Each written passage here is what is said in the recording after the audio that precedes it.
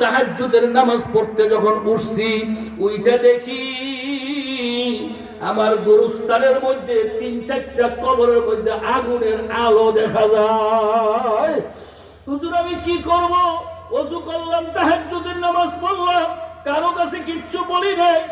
দ্বিতীয় দিন যখন আবার তাহাজ্জুদের জন্য ওযু করতে উঠছি, বাইরে গেছি, যাইয়া দেখি আজকে আগুনের পাওয়ার আরো বেশি দেখা যায়। হুজুর আমি কারো কাছে বলি নাই।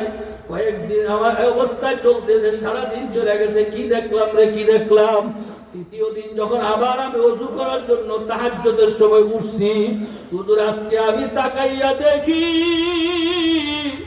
যেমন ভাবে গ্যাসের আগুন ধা ধা করিয়া জ্বলে, আমার গোরস্থানের ভিতরে কয়েকটা কবর থেকে এমন ধা ধা আগুন বের হইতেছে। 3 দিন যখন পুরা হয়ে গেল, হুজুর আমি আর কি করব? দোয়া করতেছে, কোনো ফায়দা পাই না। শেষ পর্যন্ত নিরাশ হয়ে আমি আপনার কাছে আসছি, এখন আমি কি করতে পারি? তখন হুজুর বলে, যেই লোকটির কবর থেকে আগুন বের হয় সেই লোকদেরকে আপনি চিনেননি? বলে হ্যাঁ হুজুর চিনি। মানে এরা তো আমারই সমাজের মানুষ, এরা তো আমাদের সাথেই চলতো ফিরতো। বলে লোক হিসাবে কেমন ছিল? বলে হুজুর ইবাদত তো ছিলই না, আল্লাহ পাকের হুকুম তো মানার ব্যাপারে কোনো গুরুত্বই ছিল না, বিবিদেরকে পর্দায় রাখার কোনো গুরুত্বই ছিল না। এক কথা আল্লাহর বিধান মানার বেলায়, নবীর তরিকা মানার বেলায় খুব অবহেলা ছিল। হুজুর বলেন দেখেন, জমিন তো আমার না, জমিন কোন পীরের না, জমিন কোন ব্যক্তির না, জমিন কার?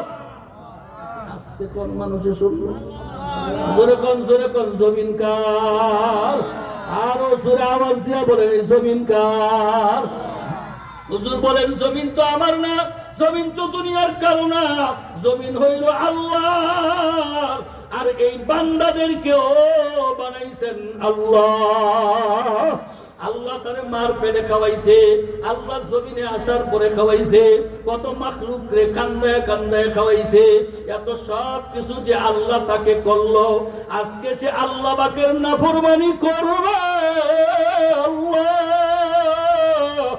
এইটা আমার মাওলা বরদাস্ত সহ্য করতে পারে না।